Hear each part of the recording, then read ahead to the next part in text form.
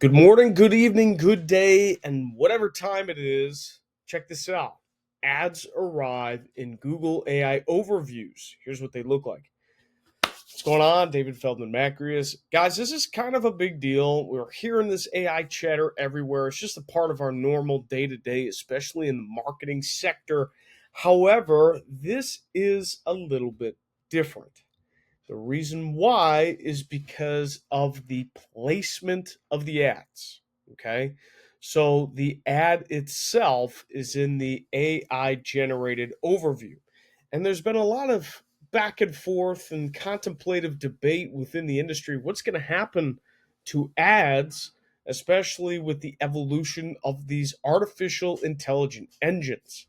So this kind of gives us a glimpse in the main search provider, Google at this time, of how that future is going to look like. So let's read through the article, and then I'm going to give some context of what you can take this for your business, your dealership, or any other business we're talking about. So the arrival of ads in AI overviews marks a big shift for Google search, though it's still unclear how the new ad format will perform. Again, I'm going to stress this format, format.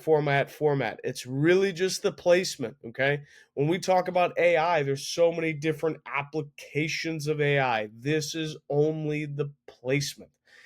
And I'll tell you why this is a big deal because to know about how the ad will be placed directly affects how we position campaigns for your stores inside Google Ads. Okay. For the first time, when was this written though? May 22nd. So this was 4 days ago. Was that Friday? I don't know. Happy Memorial Day, by the way.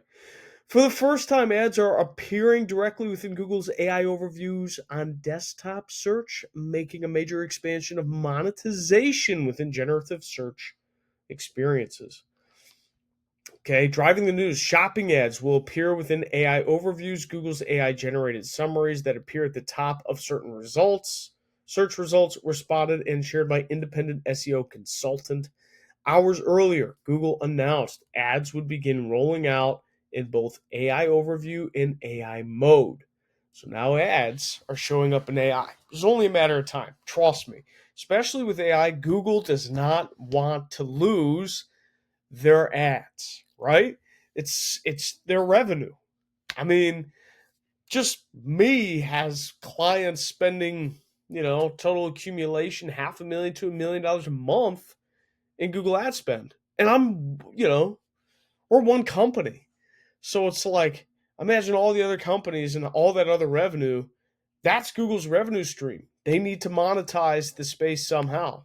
So this is the way they're doing it. So this is a screenshot. Best bed sheets by size compared. It's got that AI overview. It's got links, this, that, blah, blah, blah, blah. And then you see AI responses may include mistakes, but this is the shopping ads unit showing within some AI overview results in the US outside of labs, sponsored. Okay. Oh my gosh. How are we going to make sure ads get in the AI overview sponsored section? I don't know. Is it going to be a placement? Is it going to be Performance Max only or shopping campaigns not going to be in here? We don't know. We just don't know. So why we care? The shift confirmed at Google Marketing Live 2025 signals Google's intent to fully integrate paid placements into its evolving AI search experiences, potentially reshaping how users interact with both organic and sponsored content. It's so interesting because all this is organic content, and then we have paid mixed in within the AI overview, which actually, interestingly enough, it makes me think, how is Gemini going to handle it? Like, if you use Gemini on a daily basis, which I do, how is that going to handle ads? Are ads going to be shown there? I don't know. Ads appear within or alongside the AI generated summaries on desktop, making them part of the immediate visual and contextual experience. Formats include search ads, text based, and shopping ads, product listings with images blending into AI generated answers. Okay, so these are our two different placements, search ads and shopping ads. Now, we don't know if search and shopping, like from a campaign perspective, can we just launch search campaigns and just launch shopping campaigns and it may show up? Like, how are we going to guarantee it shows up in the AI overview? Not really sure yet.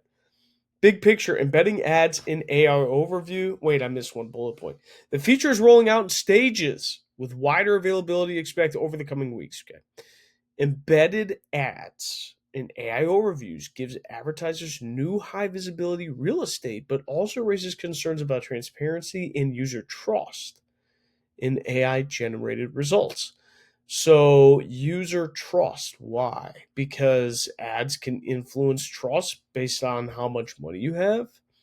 As no word has been mentioned as to whether you'll get reporting data on this new real estate, it will still be difficult to see the effectiveness of this update. Yeah. What to watch? How users respond to the blending of ads and AI generated content, whether advertisers to see or better or worse performance.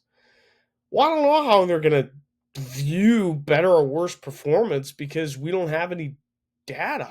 Like we don't have no way to measure this except doing some test searches and just stumbling through it, right? So, but this when I read this initially, kind of reading it for the first time fully, but when I skimmed it initially, this is what got my gears going. Like, what can we do about it, right?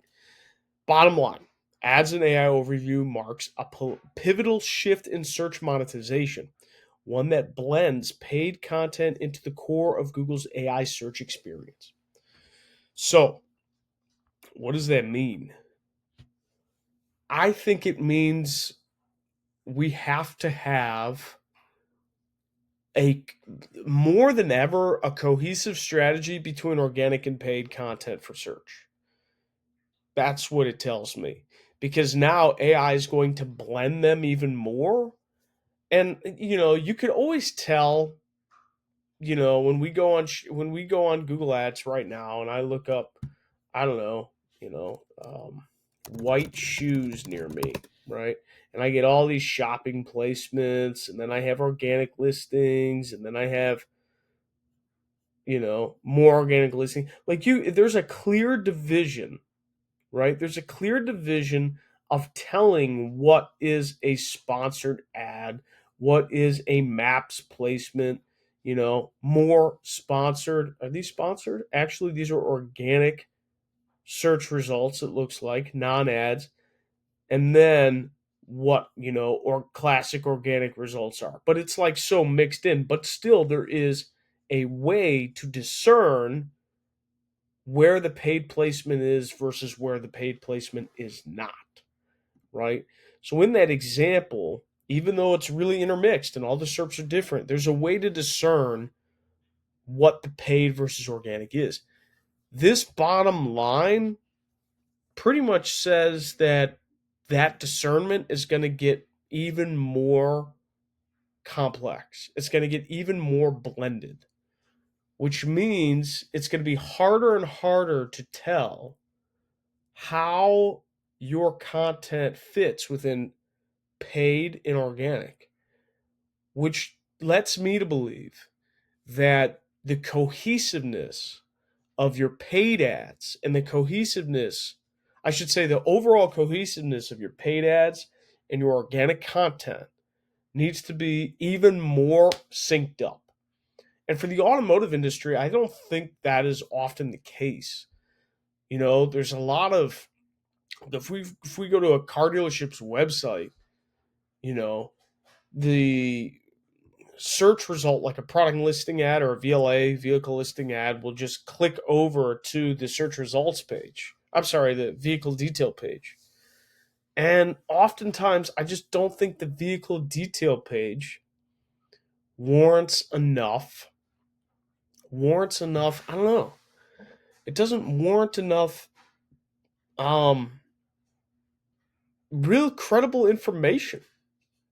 I don't think vehicle detail pages really help buyers. I think they just try and capture a lead. I think they give some information, but there's not. You got to be like pretty low in the funnel to know exactly what you want. Um, I don't know. I think the opportunity opens up for content creation a lot. Your content on your website should really match your paid strategy. And I just don't think that mainstream new car franchise website vendors or content producers do a great job at this. For example, there's not a real great way for someone that clicks from a car dealer ad, like a vehicle ad, like let's say I'm looking up 2025 BMW X5. If I click that product listing ad or vehicle listing ad and I go to that VDP vehicle detail page, there's not a great way to determine from there if the X5, compares well against other vehicles. So, I don't know.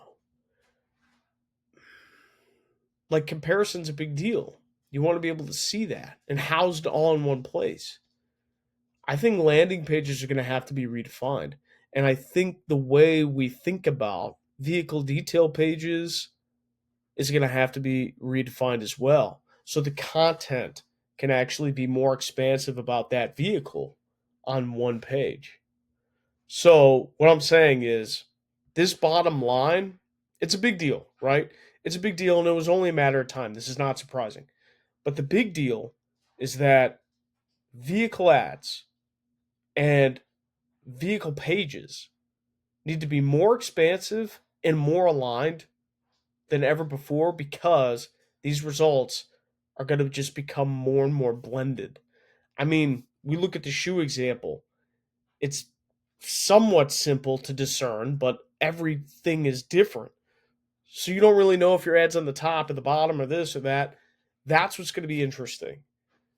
And if Google doesn't provide real good placement reporting like they really don't now for PMAX, then I don't know. It's really just going to become more black box in testing. So it's early days. Thought I'd make this video. There's a lot of speculation. It's happening though. I haven't seen any vehicle ads happen within AI search results, but if we find one, we'll let you know. So, David Feldman-Makrias, I wish there was more insight to this video and actionable steps. The only thing I'll leave you with is have a strategy where your organic content, the content on your website, and your ads have more cohesiveness than ever before. That's all we got to say. Thank you very much, David Feldman-Makrias. See you in the next one.